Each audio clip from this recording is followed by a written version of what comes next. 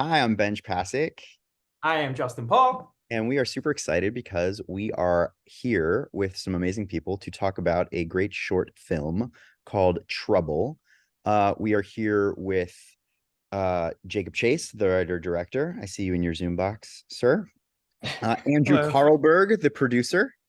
Alan Zachary, one of the songwriters, and Michael Weiner. And everybody's favorite Broadway star and film star and TV star, Mr. Anthony Rapp, who Everyone's favorite. Wow, thank you. Okay. well, All certainly right. mine, Anthony. Okay. And Congrats, Thank you. Thank you. congrats, Thank you. folks. Thank you. Everyone in yeah, these Thank boxes, you. definitely. exactly.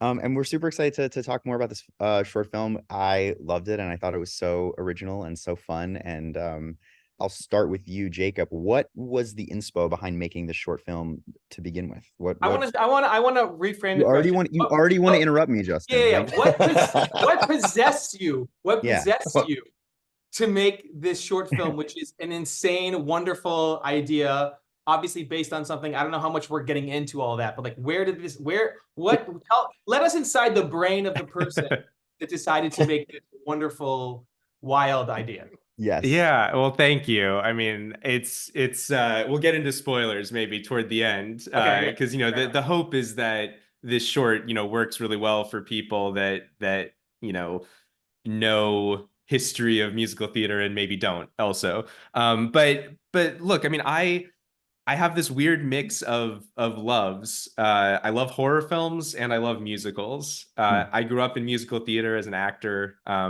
was Winthrop in The Music Man, for instance, Oh, uh, interesting, and interesting. that'll and tie a in bunch of later, other folks. things. That'll tie in Um, later. but I sort of I've always loved musicals. I've always wanted to make musical movies, and I've gotten sort of on this track in my career of doing this horror work, which I also really love. But I've always believed there is this mix to be had, this genre blend of horror and musical, and it's pretty rare that it's done. There's a few great examples. Sweeney Todd, is incredible, obviously, and a big inspiration for this and me in general in my life. But I wanted to tell a little story that really took us on an emotional journey in a short amount of time. I wanted to work with a bunch of great friends that are on this call and get the chance to work with Anthony for the first time, which was incredible. And then on top of it, I was very interested in sort of deconstructing a classic musical that I grew up loving. I think all of our parents grew up loving, and it's something that's been in the zeitgeist for a long time, and I thought was worth revisiting from a darker, more grounded perspective of what would happen, 20, 30 years later. So then you got two of the best in the biz. But how for Alan and Michael, how did that then become how did you guys hear about the project and how did you guys approach the songwriting? How did you get involved? Yeah. Well, we've known Jacob for a while and always wanted to work with him. And one day he just called us and he said, "I have this idea for a short film. It's a little bit out there, but I would love to try to make a horror movie musical and something that would really be kind of disturbing and scare people, but that had at its core this big musical number that would do kind of the heavy lifting of the entire short." And we were like, "Well, that sounds interesting. Send us a script." And he sent us the script, and I remember reading it and then getting to the end and realizing what he was doing and Mm. the sort of big twist. Not to, again, I don't know how much we talked about the spoiler, but and I just called Alan after. I said, "We have to write this song because this is just too much fun, and a great challenge because it's something that's so specific to people who know musical theater, and it was done so iconically. But the chance to get to re-examine that, like Jacob said, a couple generations later, what would that mean musically? It raises interesting questions.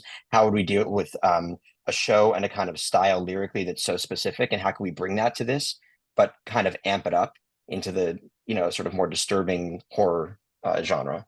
So that And was what knowing was that, exciting to us when it started. and then knowing that the song, it wasn't just like, oh, we're going to be watching this thing where a song, it's like someone breaks into song, sings for 3 minutes, and then there's the rest of the thing. It was that it was in the DNA of the piece. Literally, it is a character who starts singing, and it literally drives us virtually to the end of the thing. It's like sort of two-thirds, three-quarters of the actual piece. So you're getting to write this whole sort of mini story, you know, it's like a mini operatic thing. It's not stylistically that way, but something that takes you through this entire backstory of this thing and makes you invest until you suddenly, you know, your brain explodes, hopefully, when you discover what it's all been actually leading to and tied into the characters in the story.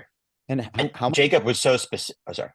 I was going to ask how specific was it of what was in the script already that you guys were like, we're turning this material that's in monologue or in script form into music, or how much of that was invented? What was the interplay between the two of you guys? There was one actually really interesting thing to that point, is that Jacob had actually written for the character of the salesman played by Anthony, had basically written kind of like in dialogue the story that he was going to tell in this whole thing. Salesman telling to this guy sort of his whole backstory, how he became a salesman, what happened to him over the years from childhood up to adulthood, and part of the idea was to make sure that we didn't even realize it was a musical. Like, yeah, that you wouldn't even feel the transition. Ideally, like you guys know, like in a musical, ideally a song starts and you don't even know how it happened. It just feels so organic to it. Like, of course they would start singing. But in this case, we're watching a very dramatic interplay happening, and he's doing a bit of a sales pitch. And so we wanted to make that transition seamless and make it feel like there would be sort of this patter talk and something like, wait, did that rhyme? Wait, now he's singing, wait, and somehow it was like pulling a magic trick, hopefully that would suddenly not realize you're in the middle of a song, and it feels, of course he would start singing, you know, sort of what you want to feel in a musical. And what was in the script was this monologue, like Alan said, that Jacob wrote, which was so specific with details of this character's life and what had happened to him along the way. So it was great. We had that sort of roadmap of all the details we wanted to put, or a lot of the details we wanted to put in the song, and the order in which things happened. What we didn't have, and what the challenge was like an overall conceit for what the song would be called. And what we started to think about was, well, how did this character feel? How did these things that happened to him make him feel along the way? And what did it feel like when he first met the person he's singing to as a child? What does he feel like now that he's back and ready to do something to him?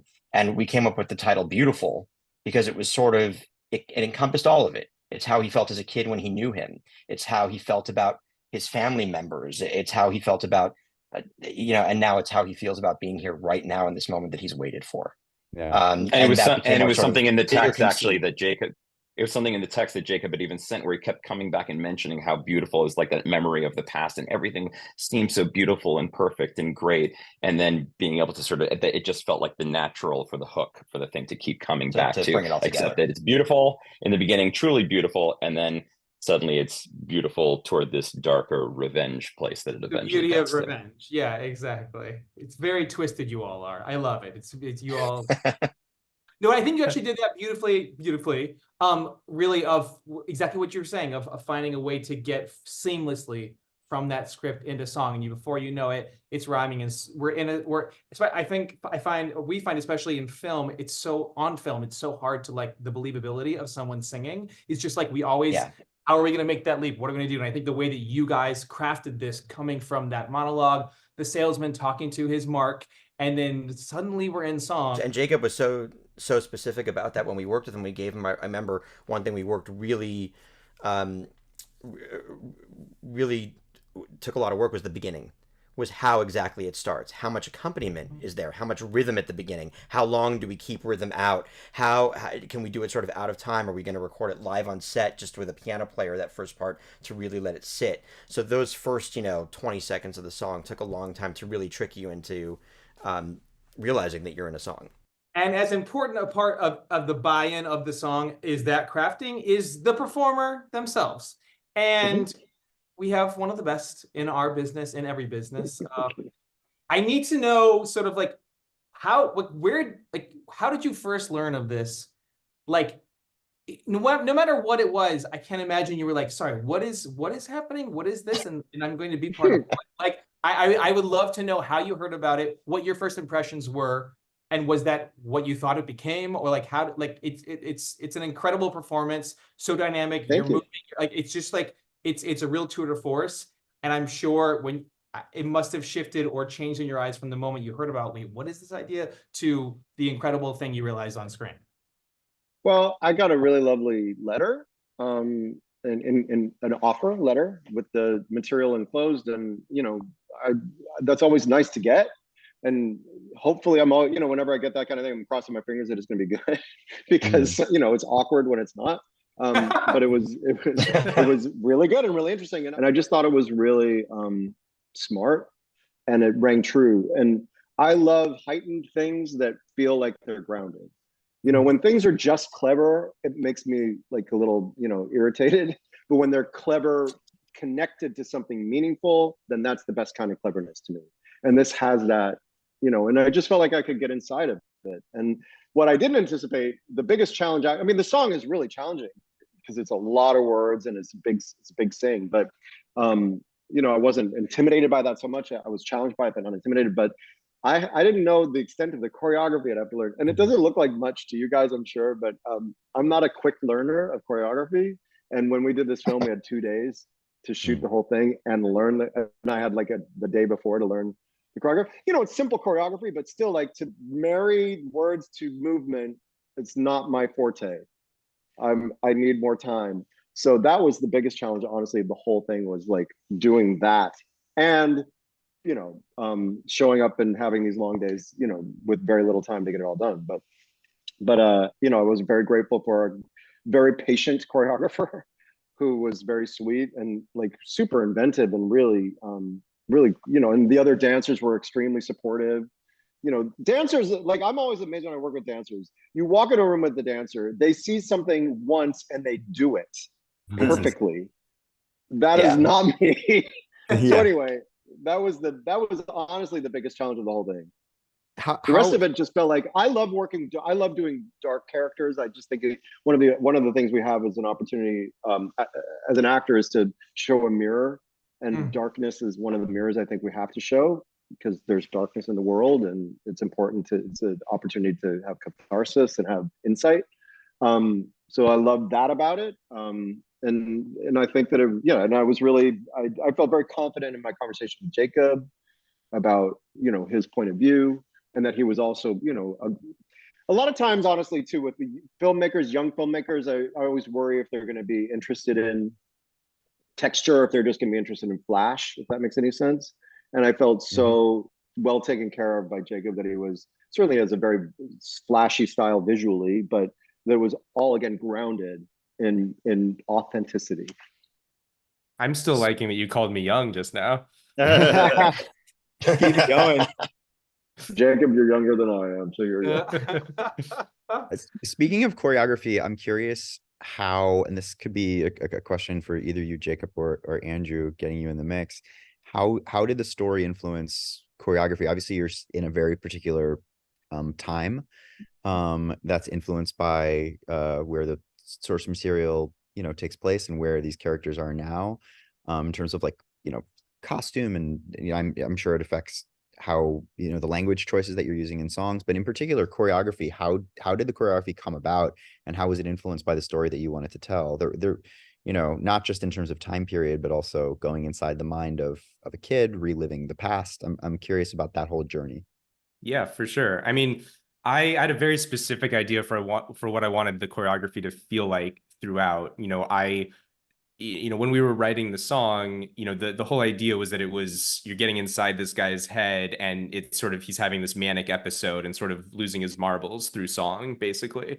And I wanted the choreography to be adding to that as well. So it feels like as the lyrics feel like they're just bursting out of him because he can't contain it anymore, the choreography needed to feel similar to that it's like bursting out of him, and it just gets to a point where it's all in, he can't do anything else but move his body.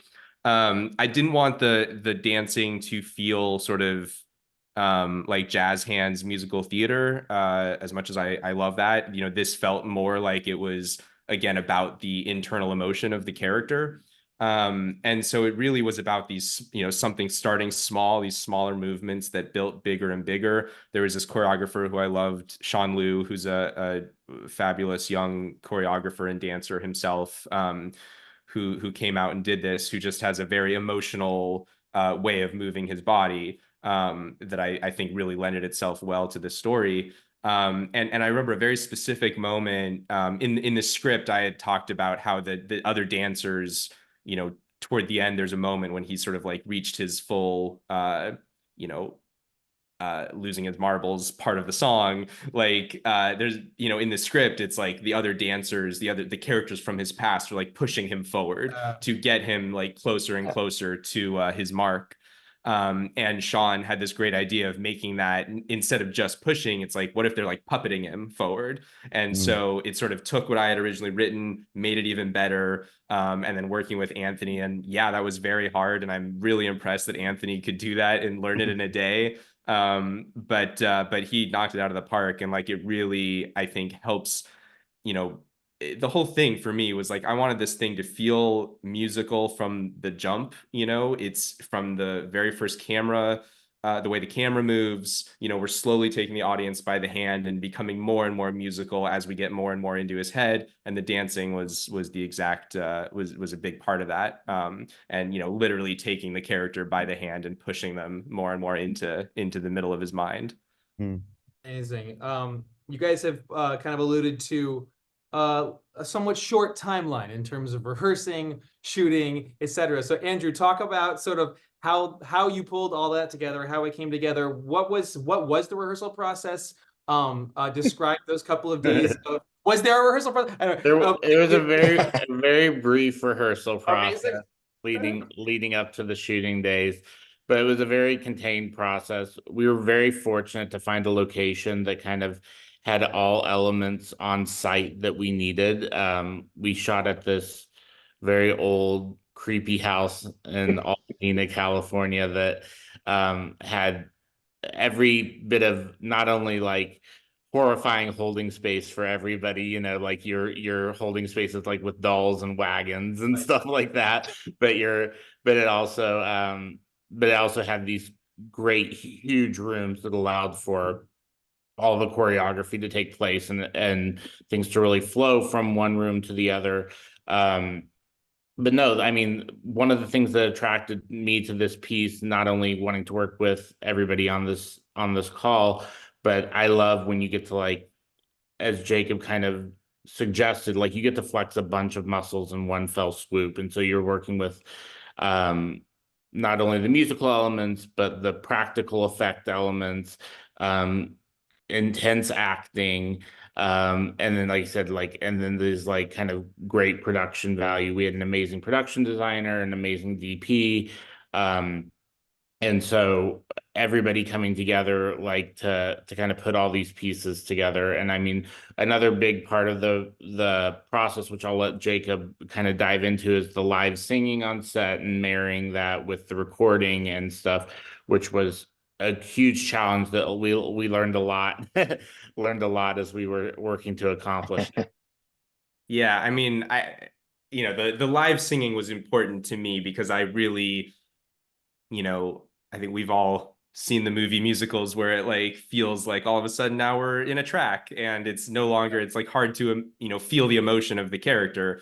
And, you know, this was, I just wanted to do as much of it live as we could. And so we did a pre-record, which was great. And, you know, in the end of in the end of the day, it's probably about half and half of the short is live versus pre-record. And but really all the moments that are like the most emotional, like the very beginning and the very end, are all the live singing on set. And, you know, we had a keyboardist, you know, in Anthony's ear, because for me, the biggest thing was I didn't want the music to be driving the singing, you know, the character. I wanted it to really be coming from inside of his soul. And so I needed Anthony to be like really driving the rhythm. And I would tell him, like, don't forget about like what we pre-recorded, forget about the tempo, like just try to do it how it feels real.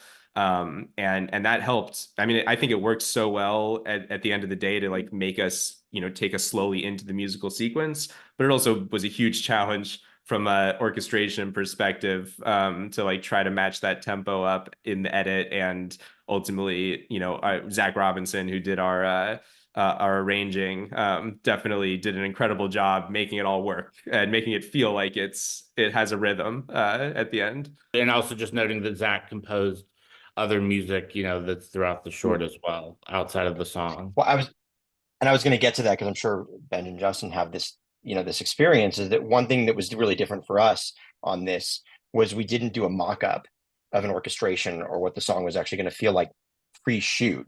We kind of had talked a little bit about what it would be, but we did it to a piano track sort of on purpose when we talked to Jacob, because we said, well, let's sort of leave it as open as possible and then have the film's composer who's scoring the film. We're actually not going to work with a traditional orchestrator on the song. Let's have him just score the song like it's part of the score.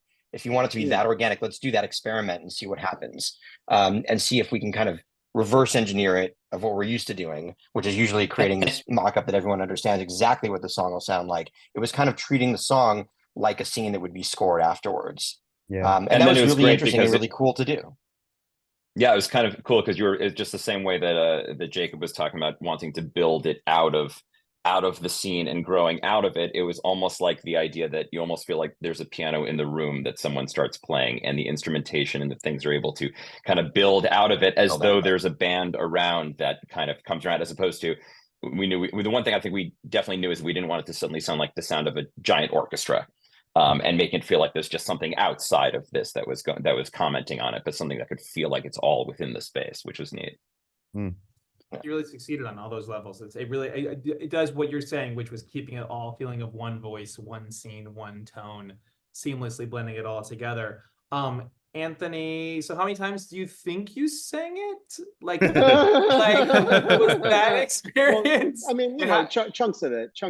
I don't know, because you break it up into all those little pieces. I don't know. We spent one day in the studio doing it. I don't know, maybe 4 or 5 times through, something like that. What was the rehearsal process though before you got in the studio? Like how intense was that? Just home learning the song. We didn't really have time. We didn't really have time. It was one of those things, and a scary song to not rehearse ahead of time. But we had a great actually MD for the session who Ben Cohen, who you're from Dear Evan Hansen, who did your show, and Ben's awesome, as you know, and he was there with Anthony, and we just did it and took it section by section. And then once Anthony was comfortable with it, I think he did a couple times straight through, and then we would just focus on sections at a time. Yeah. But holy cow, I mean, literally sending you a demo, Anthony, and like maybe with a plung track or something, and you learning all that, it was just like, and of course, because it's all this patter stuff, it was like, you guys know, it's like if you're playing a plung track where you're just playing on the piano and playing the melody, it's going one note. It's not musical, so it sounds insane, and it was amazing. He came in and he was like giving a full performance. And on set it was, we never did the song straight through on set. I mean, it wasn't designed that way.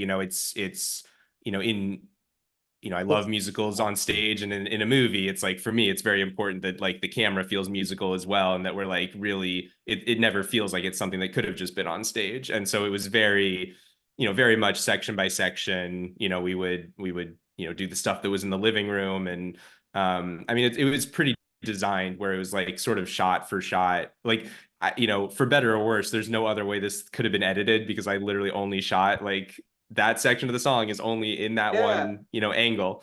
And, because everything's designed to be, musical, like you come around the banister, a hand comes up, grabs you, pulls you down, cut to the couch, you get pulled down onto the couch. Like there's no other way that could have been edited. So it was, you storyboarded it, didn't you, beforehand? Like, I'm a big storyboarder. So it was all edited before, to make sure I treat it like an action scene or like a horror set piece, where it's like, I want it to all feel quite choreographed, not just the choreography of the dance. But that came across. I mean, it was really beautifully, brilliantly done. Like it was conceived, which is like really sort of like necessary and vital for a musical sequence to like feel like it was conceived for the screen and for the camera.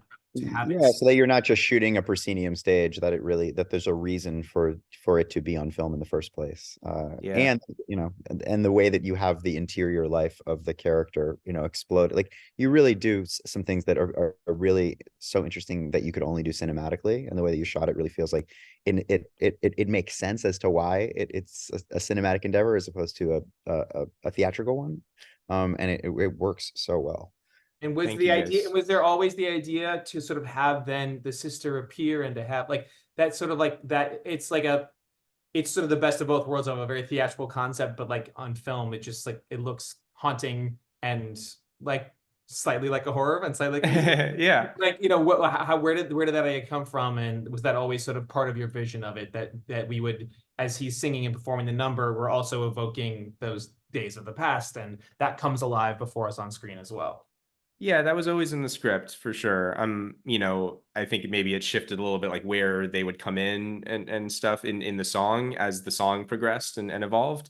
But I always wanted to, you know, we're telling the story about a character that I really want us to root for and want us to care about, and part of that is going into his past and understanding where he comes from, why he's doing what he's doing, and hopefully by the end, you know, we're feeling a mix of pity and fear about this guy, and I think a big part of that is that haunting imagery. You know, I was pulling from my horror experience of like what's creepy in the background and trying to like, what does that feel like in a musical, basically. Well, it's great because you actually have there's the brightness of the song, especially initially before it starts getting darker and darker, but then suddenly it's bright, and suddenly the moment where in the background there's this ghostly figure of the sister that shows up, and it's, I mean, I watched it for the first time and I like backed up and like, wow. But you know, and then what's interesting is I remember talking about this when we were writing the song and talking about if we should have her sing. Alan and I were talking about it, and we decided, and we thought about it, and then we were like, we thought it would actually sort of lessen the creepiness. It would sort of diminish the It's intensity. creepier that she doesn't. She's just literally creeping back there, and you're like, silent she's just sort of in the background. And I would just want to point out, in terms of the creep factor, there is one moment where we're getting into the head of this guy and we don't know exactly where he sits, and then there's a big revelation that happens with him, of this sort of revenge moment with him, and then there's one moment at the very end where Anthony's walking out of the house, and you watch this turn that literally happens on his face, that you just see so fully scary. formed grow out of his brain, and you get to see how crazy this guy is, but in the subtlest way that honestly, I watched it, I was like, oh my God, it was like a little masterclass moment of just like the shift happened and you're like, oh my God. And then we go to credits, and each time it actually gets me. I love it. Cool.